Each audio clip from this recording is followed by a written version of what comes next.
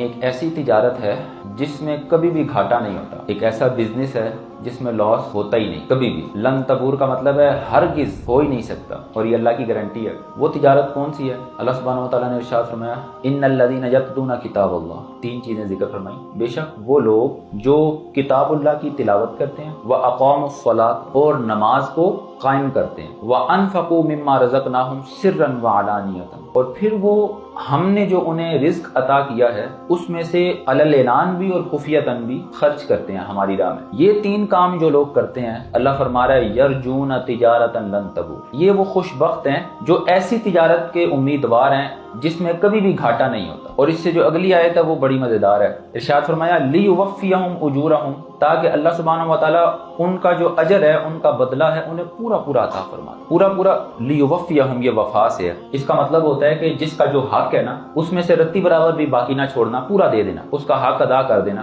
اس کو کہتے ہیں لیوفیہم اجورہم، جتنی ان کی اجرت بنتی ہے پوری انہیں دے دی ہے، جتنا انہوں نے کام کیا اس کا مکمل بدلہ انہیں دیا جاتا ہے۔ اور پھر فرما رہا ہے لیوفیہم اجورہم ویزیدہم من فضلہ، اور پھر اپنے فضل سے اضافی عطا فرماتے ہیں۔ یعنی یہ تین کام کرنے والے لوگ ایسے ہیں جن کا اللہ شکریہ ادا کرتا ہے، جن کی اللہ قدردانی کرتا ہے۔